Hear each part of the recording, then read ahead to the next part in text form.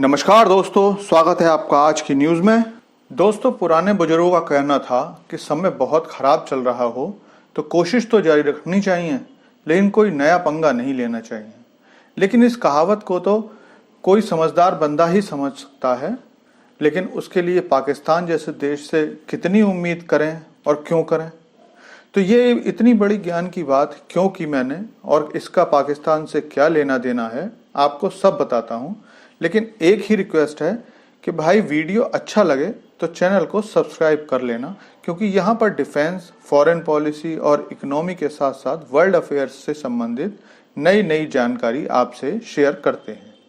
तो दोस्तों, सस्पेंस को ख़त्म करते हुए वीडियो की शुरुआत करते हैं। दोस्तों, आप जानते ही हो कि रूस यूक्रेन युद्ध के बाद भारत ने अपनी ऊर्जा की ज़रूरत को पूरा करने के लिए रूस से तेल लेना शुरू कर दिया था। और ये ऐसे समय हुआ जब अरब के देशों ने तेल की कीमत को बिना किसी वजह के बढ़ा दिया था। अब भारत अपनी जरूरत का 80% तेल बाहर से ही खरीदता है। ऐसे में ये तेल उत्पादक देश अपनी मनमानी करके हमारी मजबूरी का फायदा उठाना चाह रहे थे। और हालात इस कदर खराब हो गए थे कि इन देशों ने अमेरिकी रिक्वेस्ट को भी अनसुना कर दिया था, जबकि सऊदी अरब की तो सुरक्षा भी अमेरिका ही करता है। खैर, भारत को रूस ने सस्ती दरों पर तेल का ऑफर दिया, जो भारत के लिए लॉटरी की तरह था, और इस मौके को भारत ने बिना देर किए लपक भी लिया। ऐसा ही ऑफर चीन को मिला और उसने भी बिना किसी देर किए हाँ कर दी। आज हाल यह है कि भारत सबसे ज्यादा तेल रूस से मंगा रहा है और यूरोप को भी बेचकर मोटी कमाई कर रहा है। लेकिन अब ये बात पाकिस्तान कैसे बर्दाश्त करे कि सस्ता तेल खरीदकर भारत मुनाफा कमाए। तो पाकिस्तान भी रूस से तेल लेने की बात करने लगा और अब खबर आ रही है कि कच्चे तेल का पहला टैंकर पाकिस्तान पहुंच गया है। हालांकि पाकिस्तान में रिफाइनरी अभी नहीं है, क्योंकि पाकिस्तान ने रिफाइनरी जैसी बातों पर कभी गौर किया ही नहीं। वहां तो नेता और सेना अंधाधुंध कमाई करने में लगी थी, और मोटी कमाई तो प्रोडक्ट्स को बाहर से मंगाने से ही होती है, क्योंकि कमीशन तो उसी से बनता है, जो इन सेना अधिकारी, ब्यूरोक्रेट्स और नेताओं ने खूब खाया और जेबें भी भरी। अब पाकिस्तान के पेट्रोलियम मंत्री मुसादिक मलिक ने एक इंटरव्यू में बताया कि अगर पहला लेन देन सुचारू रूप से चला तो मॉस्को के साथ हुए समझौते के तहत पाकिस्तान का आयात 1 लाख बैरल पर डे भी पहुंच सकता है।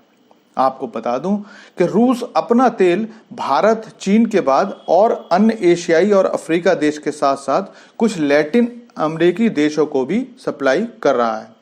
इस साल की शुरुआत में रूसी ऊर्जा मंत्री निकोले शुल्गिनोव पाकिस्तान आए थे और तभी इस बारे में बातचीत हुई थी। लेकिन दिक्कत यह है कि भारत और चीन जैसे देश पश्चिमी देशों के दबाव को झेलते हुए भी लगातार तेल खरीदारी के नए रिकॉर्ड बना रहे हैं। कई बार कई मंचों पर भारतीय प्रतिनिधि पश्चिमी देशों के दबावों का जवाब देते हैं, और विदेश मंत्री जयशंकर तो अक्सर पश्चिमी देशों के मीडिया के तल्ख सवालों का जवाब देते रहते हैं और यूरोप को आईना भी दिखाते हैं। फिर भारत अब जिस स्थिति में है, वहां पर अमेरिका या पश्चिमी देश किसी भी तरह से भारत को दबा पाने की स्थिति में नहीं है, और चीन इनकी सुनता नहीं है।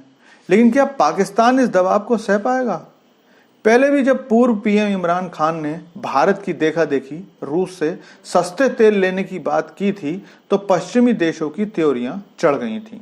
अब देखना दिलचस्प होगा कि ऐसे हालातों में जब पाकिस्तान अपनी अर्थव्यवस्था के लिए केवल और केवल $1 बिलियन के लिए पश्चिमी देशों पर आश्रित है, पाकिस्तान के इस दुस्साहस को पश्चिमी देश किस तरह देखते हैं, और क्या पाकिस्तान चीन की मुद्रा में भी रूस का पेमेंट कर पाएगा? दोस्तों, थैंक्स फॉर वॉचिंग वीडियो। आपसे अनुरोध है कि ऐसी ही जानकारी के लिए हमसे जुड़े रहिए और चैनल को सब्सक्राइब कर लीजिए।